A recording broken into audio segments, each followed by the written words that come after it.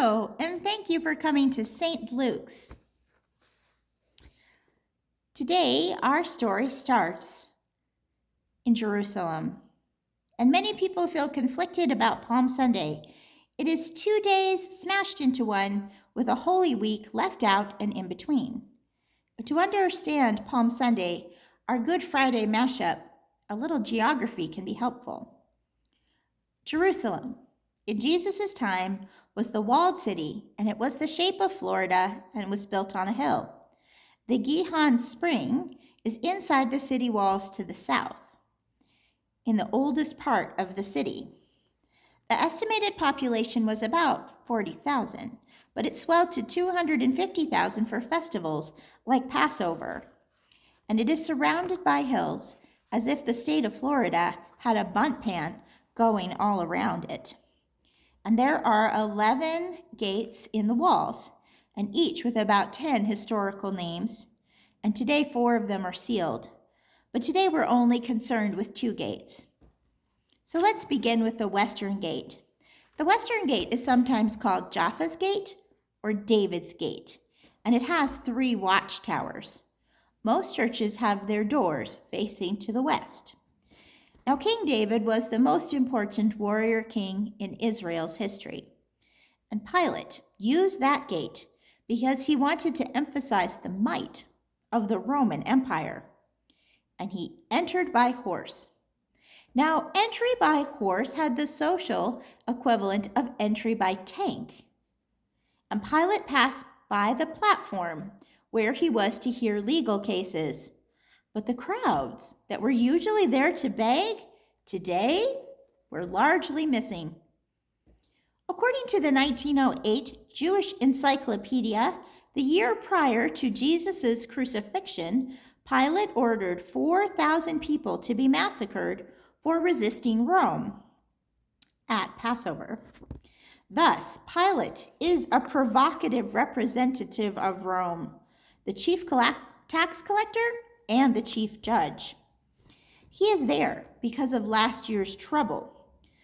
The Sanhedrin, who are the 12 grandpas of the 12 tribes of Israel. The priests of the temple and the retired priests of the temple are worried. Pilate has antagonized and baited the people of Israel. He has put up graven images. He has cooked pork right in front of the temple. And he has used theater to glorify Zuf immediately across the street from the Jewish temple. And it seemed like he was looking for a riot. Hebrew lives matter, but not to Pilate. So where was a warrior king like David when the Jews needed him? Let's go to another gate. At the east end of the town, there is the Eastern Gate. It is a golden gate, and it is shaped like the letter M. It faces the Mount of Olives, where Mary, Martha, and Lazarus lived. And the Garden of Gethsemane is directly across from the gate, a little lower down on the hill. And in between is the most auspicious graveyard in the country. Now, tradition had it that Elijah would return to that graveyard, and the Messiah, which is God's promised military leader, would follow shortly after to free the Hebrew people from their occupiers. And the word Messiah means the person who will deliver us from our oppressors by force. Now, the people were pretty sure they knew why the Kedron Valley graveyard was so important, and that's because of Lazarus. Jesus had just raised the dead about a mile from the most important graveyard in Israel. Maybe the finest warriors of Israel would be raised too, and not a zombie army. Oh no, people as natural and lucid as Lazarus. Now, my friends, it is okay if you put the raising of Lazarus into a mythical category, if you will agree that the people of Jerusalem could have been agitated by the possibility of the dead rising. If we can go that far, it would be helpful. Now, Matthew 21:10 is usually translated as the whole city of Jerusalem was in turmoil. And the verb is used here for apocalyptic events. Now, palms sound a little bit like pom-poms and not like a violent wind. The Jewish men were not preparing for a pep rally. I want to give you just a little bit more to think about here.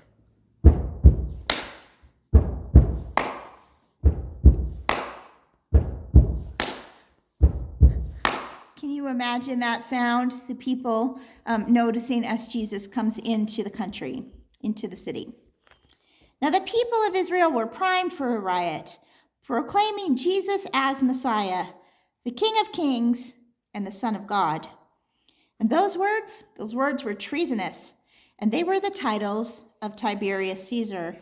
And they may have been the titles that Pilate wanted for himself.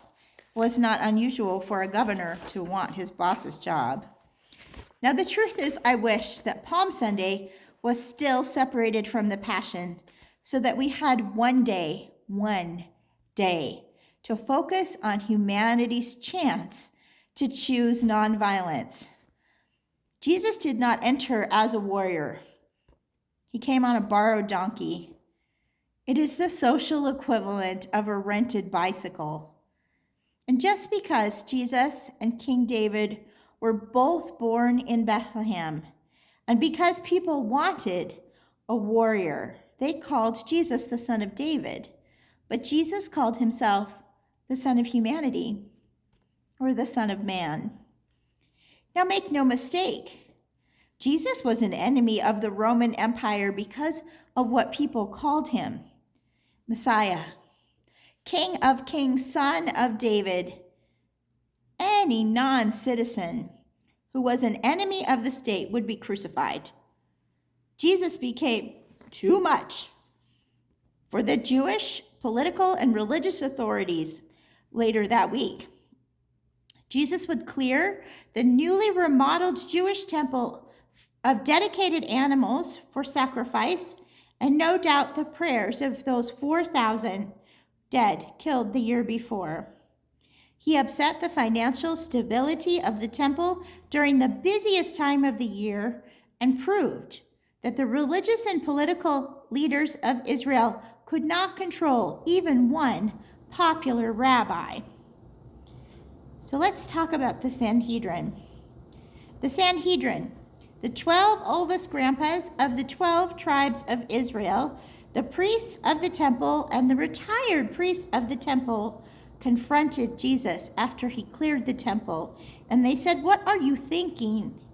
And he told the parable of the wicked tenants, which implied that the 12 heads of the families, the grandpas, and the priests were murderers.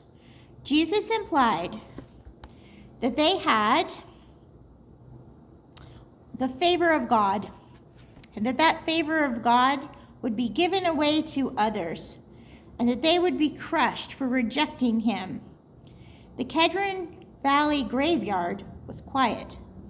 No army of the dead seemed to be coming to remove those Romans. So the Romans and the Sanhedrin, those 12 grandpas, the priests and the retired priests of the temple, said, "You better shut this guy up before he gets us all killed." 4,000 people had died the year before Passover. Therefore the Sanhedrin say, "Let this man's death be upon our heads and upon our children's heads." Those Romans, they were going to kill Jesus because they saw him as a threat to the state.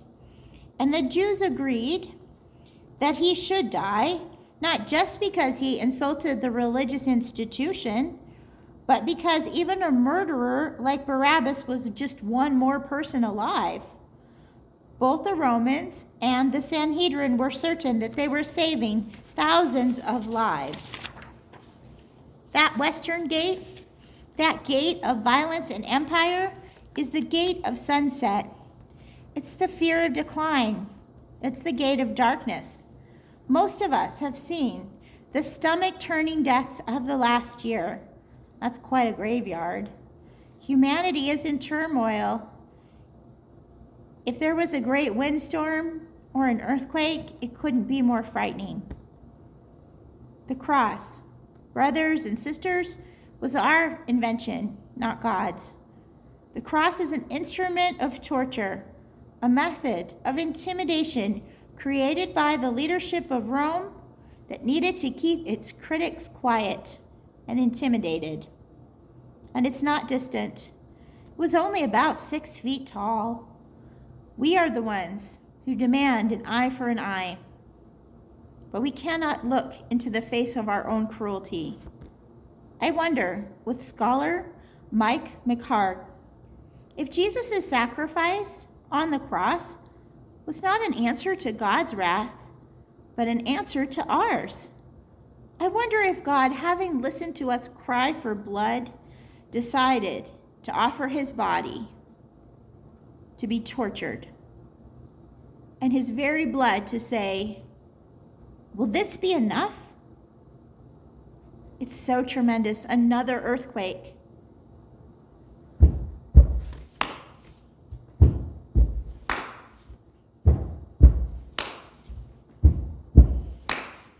Buddy, you're a poor man, a dead man, pleading with your eyes, gonna make you some peace someday. You've got mud on your face, you big disgrace. Somebody better put you back into your place.